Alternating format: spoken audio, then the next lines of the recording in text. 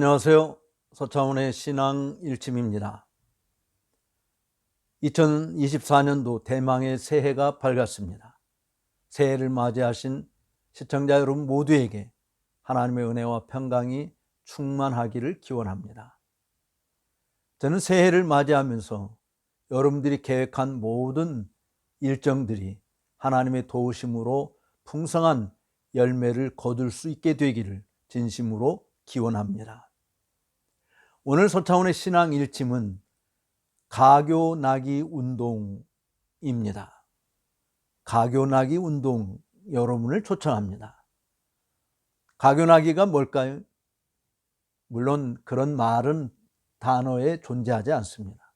여러분들이 짐작하다시피 첫 글자를 딴 준말 모음이죠. 가정 바로 세우기, 교회 바로 세우기, 나라 바로 세우기 기도 모임이라고 하는 말입니다. 가교나기 운동, 가정을 바로 세우고 교회를 살리고 나라를 바르게 세워가는 일에 함께 마음과 뜻을 모아 기도하자라고 하는 계획입니다. 제가 목회를 할 때는 나름대로 계획을 세운다고 연말연시에 분주하게 보냈습니다. 학교 강의를 할 때도 마찬가지로 학교 강의 일정에 따라서 또 제가 해야 할 일들이 어떤 것일까라고 하는 부분들을 놓고 계획을 세운 일들이 있었습니다.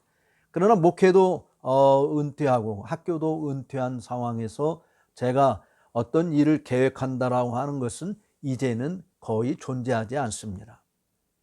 물론 여러분이 아시다시피 제가 1년에 3차례 선교지에 가서 후학들을 지도하고 목회자들 재교육시키는 일을 하는 것을 제외하고는 나머지 시간은 한국에 존재하기 때문에 한국에 있는 동안에 제가 어떤 일을 하겠다라고 계획을 세우는 것은 그렇게 어려운 일이 아닙니다. 사실은 제가 세울 수 있는 계획이 없기 때문에 어렵지 않습니다. 물론 여전히 글을 쓰고 책을 쓰고 번역을 하고 하는 일들이 포함되어 있습니다만은 목회 일정에 맞춰서 분주하게 보내는 일은 없는 것이죠. 그러면서 하나님 앞에 지난 연말에 어떻게 하는 것이 새해를 보람되게 보낼 수 있을까라고 하는 부분을 놓고 고민하던 차에 기도 운동을 해야 되겠다라고 하는 결심이었습니다.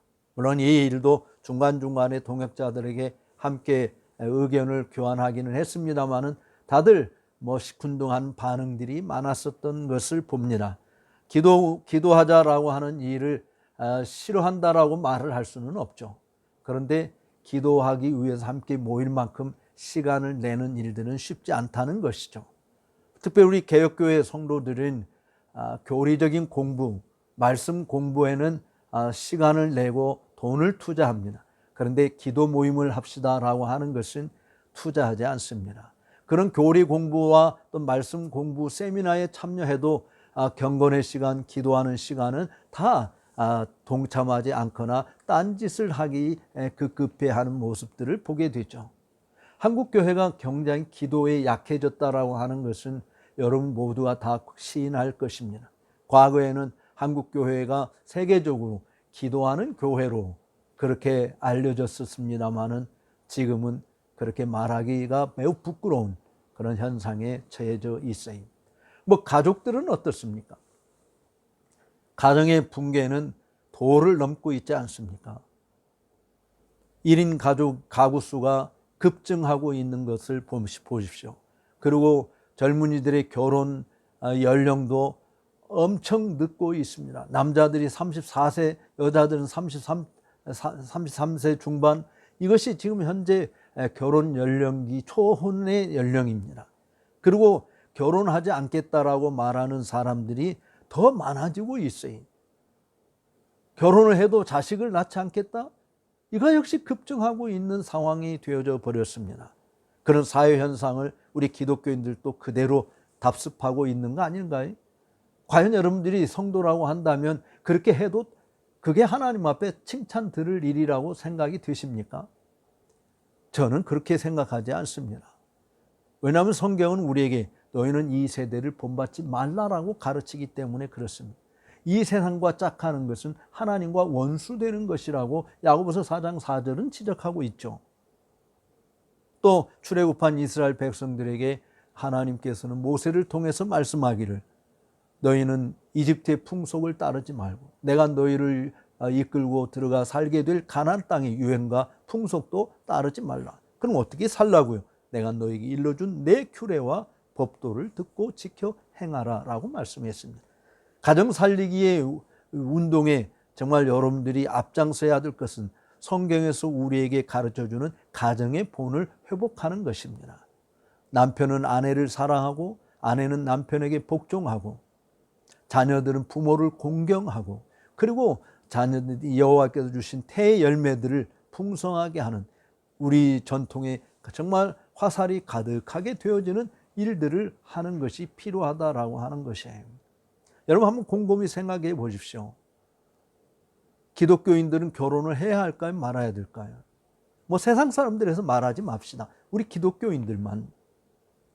여러분들이 적어도 성도라고 한다면 하나님께서 아담과 하와를 통해서 주신 문화 명령을 이루는 일이 우리의 임무라고 생각되지 않습니까? 생육하고 번성하고 땅을 정복하고 다스리라고 하는 이 명령은 우리가 해야 할 일이지 누가 할 일이겠습니까? 생육하고 번성하는 일을 위해서는 결혼을 해야 되지 않겠습니까? 언제 결혼해야 되느냐? 사실 생육하고 번성하는 이 일을 가장 잘 감당할 수 있는 최고의 연령대에 결혼하는 것이 저는 성경적으로 옳다라고 보아집니다. 거룩한 시로 번성케 하는 일은 기본이고요. 지금 교회가 주일학교 없는 교회들이 70% 가까이 육박한다고 말합니다. 이 말은 이제 얼마 못 가서 한국 교회가 현재의 30% 정도만 남아 있을 거라는 말과도 같은 거 아닐까요? 이미 제가 90년도 초에 한국에 귀국했을 때 뭐 1200만 기독교인이라고 이야기했는데 지금은 650만으로 줄어들었잖아요. 30여 년 사이에 이렇게 줄어들었습니다. 앞으로 30여 년 사이에는 또 650만에서 300만으로 줄어든다라고 하는 예측을 하고 있습니다. 한국 사회는 지구상에서 가장 먼저 소멸될 나라로 지금 이야기하고 있잖아요. 중세시대 흑사병에 의해서 사람들이 죽어가는 숫자로 인한 인구 감소보다 더 급속도로 인구가 감소되고 있는 것이 대한민국이라고 하는 것입니다. 어떻게 나라를 살리겠습니까? 어떻게 교회를 살리겠습니까? 사랑하는 우리 성도 여러분들이 정말 일찍 장가가고 일찍 시집가서 자녀들을 많이나 하나님 말씀대로 잘 양육하는 것이 교회를 살리는 일이 되고 가정을 회복하는 일이 되고 나라를 살리는 일이 되겠다라고 하는 것이죠. 저는 이 일이 우리 스스로 인간의 힘으로 된다고 생각하지 않습니다. 저는 오래전부터 아기 낳기 운동을 펼쳐온 사람입니다. 교회 이대로가 만든다라고 개혁을 부르짖은 사람입니다. 그러나 지금 역사의 흐름은 그야말로 망하는 이 바닷물 속에 침몰하고 있는 그런 모습과 다르지 않다라고 하는 것이 우리가 할 수 있는 일이 뭘까요? 저는 하나님 앞에 기도하는 일이라고 생각을 합니다.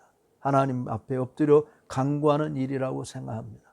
이 기도하는 일은 마귀가 제일 싫어하는 일이에요. 기도는 사실은 성도들의 손에 쥐어진 최고의 무기라고 로버트 머리 맥체인은 그렇게 이야기했는데 이 무기 활용하는 것을 사단이 제일 싫어하지 않습니까? 사실 저는 이 강의를 녹화하는 이 일에도 지금 이게 4번째 강의 녹화입니다. 같은 주제로 4번 반복하고 있습니다. 왜냐하면 앞에서 한 1, 2, 3번 모두가 다 분명히 눌렀는데 안 됐어요. 또 지금도 누구도 봐주지 않는 상황에서 이 강의가 끝나고 가면 또 이게 저절로 녹화가 멈춰진 것인지 아닌지 모를 정도로 그런 상황에 놓였을지도 모르겠어요. 어쨌든 저는 이 강의가 제대로 잘 녹화되기를 바랍니다. 정말 기도하는 일을 사단이 가장 싫어한다라고 하는 것을 우리가 생각한다면 기도 모임은 정말 억지로라도 해야 되지 않겠는가라고 하는 것이 교회도 크게 위기에 처해 있어요. 가장 큰 위기는 교회가 영적 힘을 상실해 버렸다라고 하는 것이고, 그 영적 힘을 회복하는 일 역시 우리는 기도를 통해서 하나님 앞에 나아가는 것이고, 그리고 말씀을 붙드는 일인데, 사실은 말씀을 붙드는 일들도 매우 약화되고 말았습니다. 얼마 전에 천주교의 정희채 몽시울이라고, 저는 뭐 그런 직분이 있는 것도 이번에 처음 알았습니다만, 추기경이 되지 못한 사람들 중에 그래도 덕망 있고 정말 이름 있는 그런 지도자를 그렇게 부른다고 하니, 그분이 돌아가셨다고 온 언론에서 보도했고, 국가 정치 지도자들도 조문하는 일들을 하는 것을 보게 됩니다. 우리 개신교회 어느 목사가 죽었다고 그렇게 온 나라가 조문하는 일들이 과연 있을까요? 지도자 부재 현상이, 물론 뭐 큰 교회 목사가 죽었을 때 그런 일을 혹 할 수 있을지 모르겠습니다. 뭐 사람 수 때문에 하는 일이 되겠죠. 그런데 그 천주교 신부는 뭐 자기 자신이 목회하고 있는 사람 수가 많아서 그렇게 했습니까? 아니죠. 지금 교회의 힘은 사람의 수에 많고 적음에 있는 것이 아니고 진리에 달려 있는 거 아니겠어요? 이 진리를 어떻게 붙드느냐라고 하는 것인데, 지금 진리를 붙들고 사는 교회들이 얼마나 됩니까?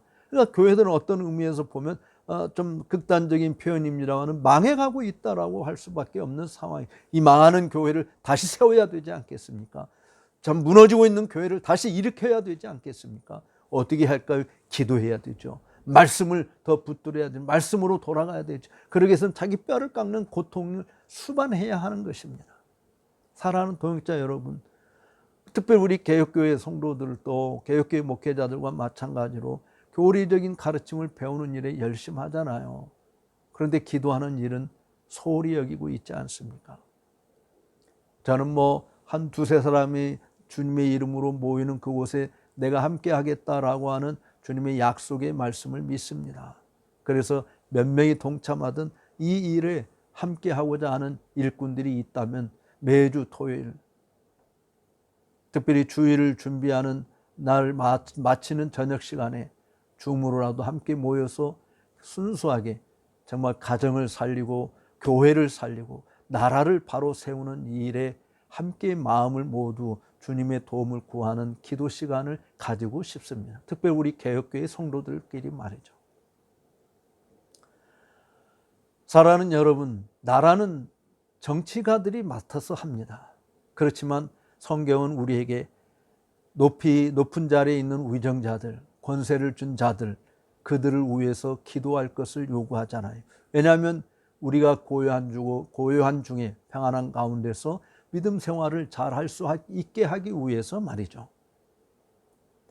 나라를 위한 기도도 교회 강단에서 사라진 지 오래되었습니다.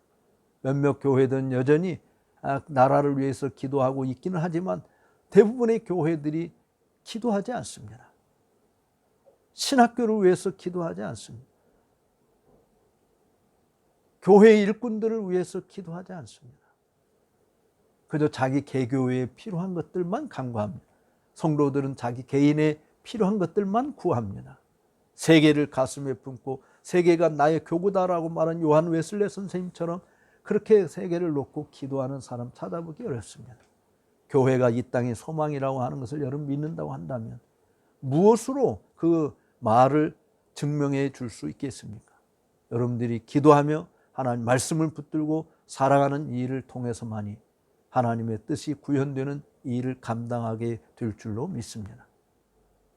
하나님의 백성들이 세대의 흐름을 좇지 않고 하나님의 말씀을 따라 살아감으로 하나님의 나라가 이 땅에 왕성케 되어지고 주님이 다시 오실 때 내가 믿는 자를 찾아볼 수 있겠느냐 할 때 우리가 여기 있나이다 우리를 받으시옵소서라고 말할 수 있는 그런 우리 모두가 되기를 진심으로 축복합니다. 오늘 서차원의 신앙 일침을 시청해 주신 여러분들께 감사를 드립니다. 나가시기 전에 좋아요, 구독하지 않으신 분은 구독 버튼을 눌러주시면 감사하겠습니다. 서차원의 가교 나기 운동에 여러분 적극 협력해 주시기를 거듭 부탁하며 감사의 말씀을 전합니다. 고맙습니다.